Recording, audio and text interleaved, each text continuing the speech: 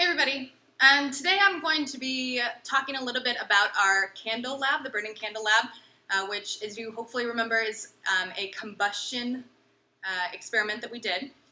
I'm going to walk you through the analysis to help you figure out the questions that you're answering and how to actually answer them. So if you look here, the analysis says, next to analysis, it says, remember to use complete, concise sentences in third person so the reader knows the question is being asked. At no point should you be using any form of first or second person. You're not writing I, we, my group, the other group, anything like that. So if you're talking about anything in science, especially here, we're talking about the data, the results, the experiment. And so you don't want to be using first or second person here. Just refer to the actual data or the observations that you made. So let me start with the first question. It says, identify two specific observations from the data that are qualitative. Okay, you know what qualitative observations are. Remember, they're not using numbers and units. It's really just more of observations using your senses. So I might start this answer. Two qualitative observations are, okay, that is concise, it's a complete sentence, and the reader knows the question being asked, okay? Part B asks for two specific observations from the data that are quantitative. I might start that answer. Two quantitative observations are, okay? Concise, complete sentence, the reader knows the question being asked. Number 2A says, what substance, the wick or the wax, is the primary fuel for a burning candle? I might start that answer.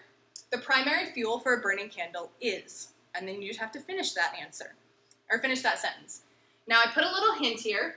You want to look at experiment number 1 for that.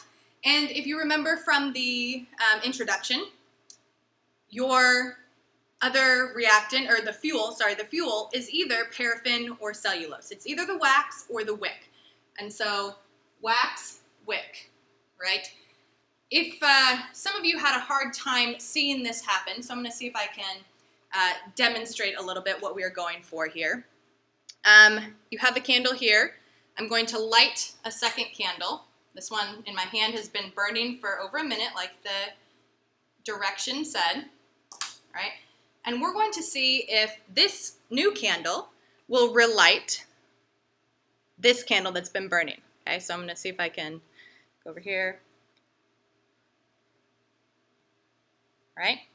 Did you see it relight? That's what we're going for. Some of you had a hard time seeing that, so hopefully that helps in answering number 2. So, what substance, the wax or the wick, is the primary fuel for a burning candle? Part B, what is the other reactant in this combustion reaction? I might answer that starting, the other reactant of combustion is. Okay. Part C, what evidence from the experiment supports this? Evidence that supports this is. Okay. For both B and C, on number 2, you're going to look at experiment number 4, and that's going to help you out a bit. I'm not going to write any more sentence prompts here. You should be able to figure out, based on those, how to write concise, complete sentences that answer the question being asked. So, number 3, what is the identity of the other product formed in this reaction besides carbon dioxide? Remember, one of the products I already told you at the beginning in the lab write-up, or the lab sheet, is that carbon dioxide gas is released. You had to figure out in experiment number 5 what the other product is. So what observations did you make there that would help you figure out what the other product is? 3B, what evidence from the experiment supports that? You wrote down observations, so you should be able to find evidence from your observations there. Number 4, what are 3 different physical properties or physical changes of the candle? Okay, remember, physical properties or changes do not change the identity of the candle, okay? You still have paraffin and cellulose. The chemical composition has not changed in a physical property or when you observe a physical change.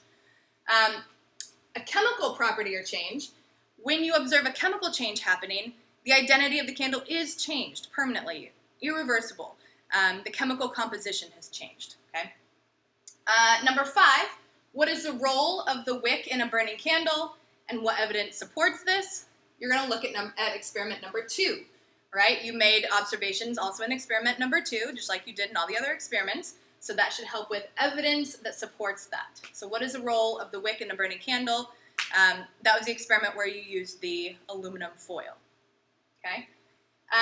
Number 6, the primary elements that make up the compounds in a candle are carbon and hydrogen. Remember, we call it a hydrocarbon is the paraffin, and cellulose was the wick. Carbon, hydrogen, and oxygen in cellulose. Okay. So what happens to the carbon when the candle burns? What happens to the hydrogen when the candle burns? My hint here is look at the 2 products that are formed. Once you determine what the 2 products are, you already know one is carbon dioxide. What was the other? Once you know what the 2 products are, you should be able to look at those to see, what happened to the carbon in this chemical reaction? What happened to the hydrogen in this chemical reaction? And lastly, define the law of conservation of mass. Describe in words how the law of conservation of mass is satisfied when a candle burns, and what happens to the mass of the candle, i.e., why does a candle disappear when it burns?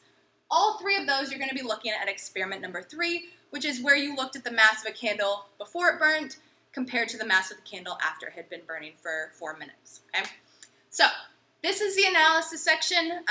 Remember, concise, complete sentences that tell the reader what question is being asked. And then here's your hints for where to look for each of these questions. All right, if you have any questions, come see me.